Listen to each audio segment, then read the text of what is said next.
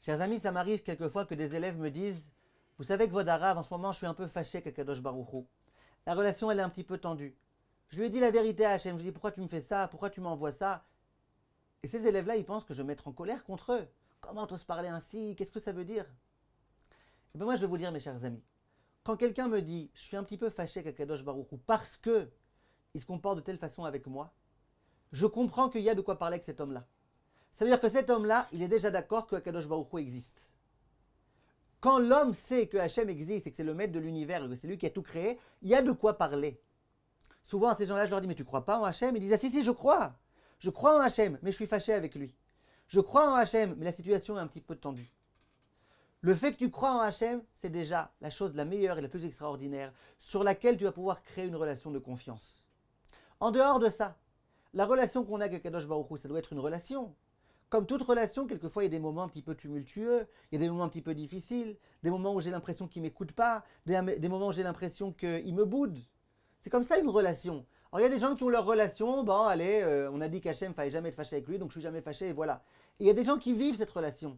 Quand ça réussit bien, merci Hachem, merci, je t'adore Hachem. Et quand ça réussit pas très bien, Hachem, pourquoi tu me fais ça? Qu'est-ce qui arrive?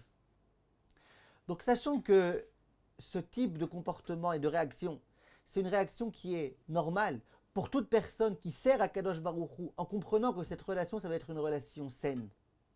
Mais ça ne s'arrête pas là. Ça ne s'arrête pas là dans le sens où, quand on connaît Akadosh Baruch Hu, tel qu'il figure dans les livres, dans les textes de Chazal, on sait qu'Akadosh Baruch Hu, il est miséricordieux, qu'Akadosh Baruch Hu, il nous aime, qu'Akadosh Baruch Hu, il veut notre bien. Ça veut strictement rien dire être fâché avec Akadosh Baruch Hu pour le mal qu'il t'a fait. Il t'a pas fait de mal. S'il te fait du mal, c'est que c'est du bien. Et c'est que ce bien, c'est ce qui doit t'arriver. Le Rav Eliyahu Loupian, il avait l'habitude de dire, un jour, il y a un homme qui arrive devant un jardin extraordinaire, des fleurs magnifiques, il n'avait jamais vu ça de sa vie, c'était somptueux. Et il s'est dit, si le jardin, il est comme ça, tellement grand, tellement beau, avec des tellement beaux oiseaux, des papillons, comment ça va être l'intérieur? Il entre à l'intérieur, et il voit tout plein de poussière, ses vêtements ils se salissent, et les objets ils sont tous chacun à une autre place, pas où ils devraient être. Et il dit mais c'est quoi cet endroit-là? Moi je crois que c'était un endroit bien, classe, beau. Quelqu'un arrive et lui dit t'inquiète pas mon fils, on est en train de faire les travaux ici. C'est pour ça qu'il y a de la poussière, c'est pour ça qu'on était obligé de déplacer les meubles ici et là.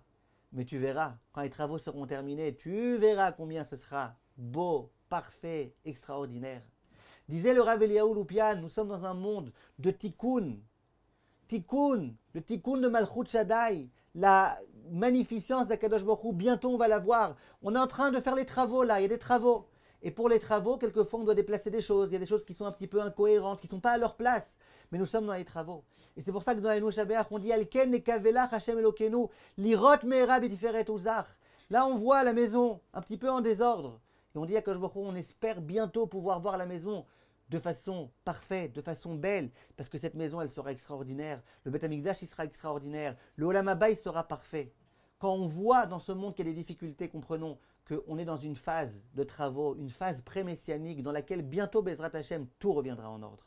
Kol Tov, mes chers amis, et soyons, Bezrat Hashem, confiants en Akadosh Baruch Hu, comme un petit bébé qui est confiant en ses parents. Kol Tov, mes chers amis.